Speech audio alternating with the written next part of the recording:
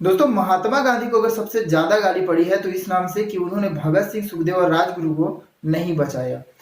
तो क्या महात्मा गांधी भगत सिंह, सुखदेव और राजगुरु को बचा सकते थे? तो इसका सीधा सीधा जवाब है कि महात्मा गांधी तो क्या, उस समय के सबसे प्रबुद्ध और सबसे शक्तिशाली नेता भी चाहते तो भगत सिंह, सुखदेव और राजगुरु को बचा नहीं सकते थे। पहली बात तो यह है कि भाई उन्हें बचाना ही उनका एक प्रकार का अपमान है। कारण क्या है कि भगत सिंह ने खुद भी आलोचना की इस चीज की कि मुझे कोई बचाया ना जाए। उनके माता पिता ने अपीलें की थी, लेकिन उन्हें भगत सिंह ने कहा कि ऐसा कुछ ही करने की आवश्यकता नहीं है। कारण यह था कि वो अंग्रेजों के सिस्टम को नहीं मानते थे। अंग्रेज अगर उन्हें छोड़ भी देते तो उससे ज्यादा, मतलब उन अंग्रेजों द्वारा ये क्षमा प्राप्त कर लेना इस तरह का, वो भी उनके लिए बहुत ही ज्यादा दुखदायी होता। और अगर महात्मा गांधी उन्हें बचा लेते तो महात्मा गांधी का सबसे बड़ा जो आलोचक व्यक्ति होता वो भगत सिंह होता। भगत सिंह स्वयं भी नहीं चाहता था कि मुझे कोई बचाए और अंग्रेजों से बचाए, ये तो वो कदापि नहीं चाहता था। भगत सिंह की आइडियोलॉजी उनकी पुस्तकों से, उनके लेखों से पता चलता है कि भगत सिंह 23 साल का एक बालक है, लेकिन वो 23 साल का होते हुए भी उसकी आइडियोलॉजी बहुत ही ऊंची है। वो लेनिन की पुस्तकें पढ़ रहा है। आज 23 साल में हम बाइक में इधर उधर भटकते फिरते, लेकिन वो लेनिन की बुक पढ़ रहा है। वो साम्राज्यवाद को समझ रहा है, वो मार्क्सवाद को समझ रहा है। इस तरह के चीजों को समझना और इस तरह के समाजवादी सोच रखना, उनकी एक बुक है मैं नास्तिक क्यों हूँ, उसको अगर आप पढ़ लेंगे तो आधा घंटा के बाद आप भी ऐसे लगने लगा कि कोई भगवान नहीं होता है। आज तक जो हम जिस जिस दिशा में जा रहे थे वो दिशा ही गलत है। तो भगत सिंह का सोच बहुत ही ऊंचा था, बहुत ही विद्वान व्यक्ति भगत सिंह था। लेकिन अंग्रेजों से किसी प्रकार का क्षमा याचना उनको स्वीकार नहीं था। पहली बार भगत सिंह और बटुकेश्वर दत्त, सुखदेव और राजगुरु, ये ऐसे नाम हैं जिनकी आइडियोलॉजी को समझना आज के यूथ के लिए बहुत मुश्किल है। हम भगत सिंह की टोपी और भगत सिंह का फोटो वाला टी शर्ट पहन सकते हैं, लेकिन हम भगत सिंह की आइडियोलॉजी को तभी समझ सकते हैं जब हम उनके द्वारा अभी जो अवेलेबल बुक्स हैं, उनके द्वारा जो लेख हैं वो पढ़ लें, तो हम हो सकता है कि थोड़ा थोड़ा टच जरूर कर जाएंगे भगत सिंह की आइडियोलॉजी का। तो भगत सिंह जैसा व्यक्ति कभी नहीं चाहता कि उन्हें किसी प्रकार का रिहाई करें। पहली बात, भगत सिंह को ये नहीं पता था कि उन पर चार्जेस क्या लगेंगे। कारण क्या था कि उन्होंने असेंबली में बम फेंका। उन्हें लगा कि हम असेंबली में बम फेंकेंगे, और ये पर्चे बांट दिए उन्होंने कि हम बहरे कानों तक आवाज अपना पहुंचाना चाहते हैं। और उन्हें लगा कि 1-2 साल का जो उन पर लगेगा, मतलब सजा दी जाएगी, 1-2 साल के बाद वो वापस आ जाएंगे, रिहा हो गए। लेकिन जैसे ही भगत सिंह और सुखदेव और राजगुरु को गिरफ्तार किया गया तो उन पर सैंडर्स की हत्या का जो है केस भी लगा दिया गया। जबकि यहाँ सिर्फ असेंबली में बम फेंकने की बात थी और वहां उन पर चार्जशीट लगा दिया सैंडर्स की हत्या का। अब महात्मा गांधी ने जब इस बात को इरविन के सामने रखा कि हमारे जो भगत सिंह, सुखदेव और राजगुरु हैं इनको आप छोड़ दीजिए, जबकि महात्मा गांधी के मूल्य बहुत अलग है। देखिए, वो अहिंसावादी है, लेकिन लोगों के दबाव से उन्होंने ऐसा किया। महात्मा गांधी, देखिए, हम महात्मा गांधी से ये चीज एक्सपेक्ट करते हैं कि वो भगत सिंह को बचाए, लेकिन हम भगत सिंह से एक्सपेक्ट नहीं करते कि वो महात्मा गांधी के रास्ते में चले जाए, अहिंसा के रास्ते में चले जाए। अगर वो बच भी जाता, अगर वो रिहा हो भी जाते, तो सबसे पहले इरविन कहता कि इनसे ये बात आप कबूलवा लीजिए कि ये दोबारा ऐसा कुछ नहीं करेंगे, जो कि भगत सिंह लोगों के लिए असंभव सी बात थी। वो अहिंसा के रास्ते पर पहले थे, ठीक है, अहिंसा के रास्ते पर। असहयोग आंदोलन के समय वो गांधी जी के साथ थे।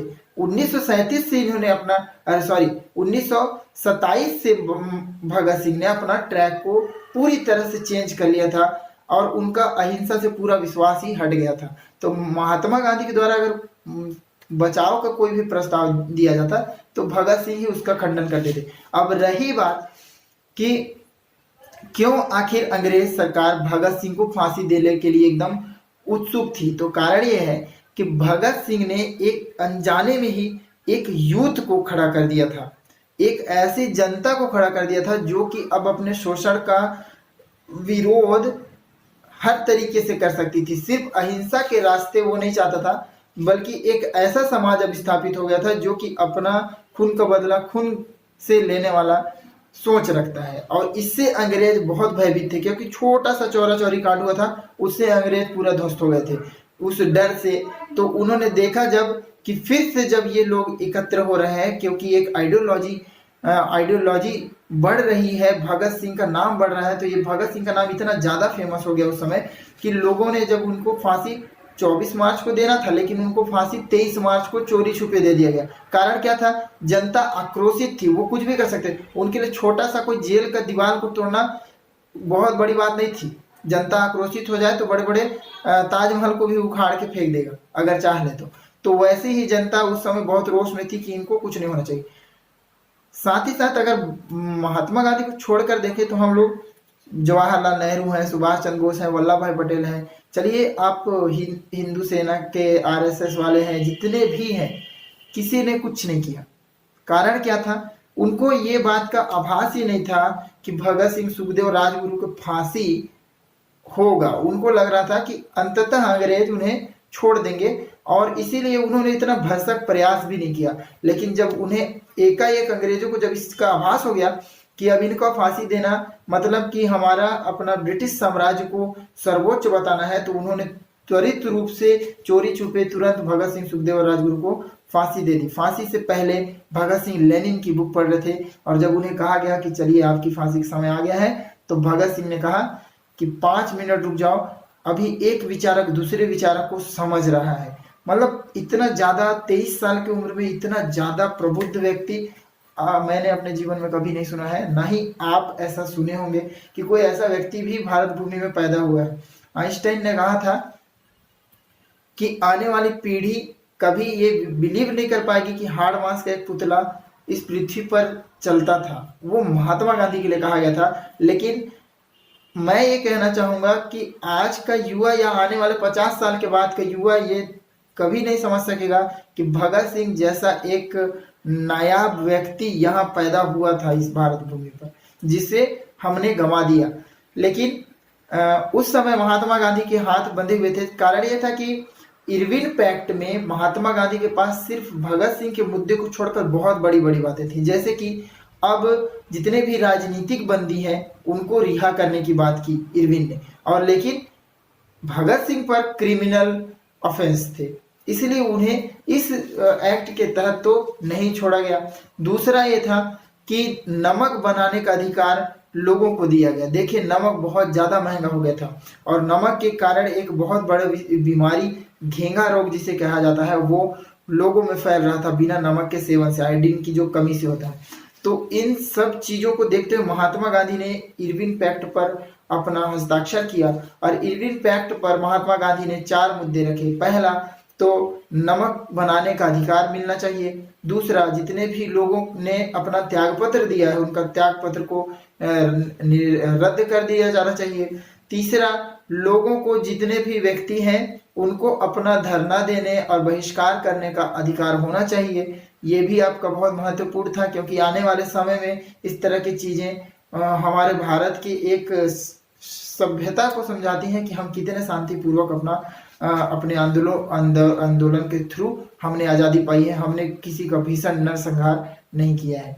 इसके बाद हमने देखते हैं कि साथ साथ उस समय सुभाष चंद्र बोस ने जैसे ही भगत सिंह लोगों की मतलब वो हुआ था फांसी, सुभाष चंद्र बोस ने दिल्ली में बहुत बड़े एक जनसभा को के साथ इस चीज का विरोध किया था कि अंग्रेजों ने ऐसा कैसे कर दिया। दूसरा, महात्मा गांधी को जब इसका पता चला तो महात्मा गांधी एक ट्रेन में जा रहे थे और उनके साथ ऐसे ऐसे प्रबुद्ध व्यक्ति बैठे थे, उन सब ने सिर्फ शॉक्ड होकर गांधी जी को देखते रह गए कि आखिर गांधी जी ऐसा कर क्यों नहीं पाए। और महात्मा गांधी स्वयं भी शॉक थे कि सिर्फ भगत सिंह, सुखदेव और राजगुरु की फांसी से ये राष्ट्र का कितना बड़ा नुकसान हो गया है। और महात्मा गांधी ने उस समय समझ लिया कि अंग्रेजों की मंशा बिल्कुल भी इस काबिल नहीं है अंग्रेज की उनसे किसी प्रकार का बात किया जाए। इसीलिए महात्मा गांधी ने आने वाले गोलमेज सम्मेलन का पूर्णतः बहिष्कार कर दिया गया, उन्होंने उसमें शामिल होने से मना कर दिया और इस तरह जो गोलमेज सम्मेलन था वो पूरी तरह से निरस्त हो गया।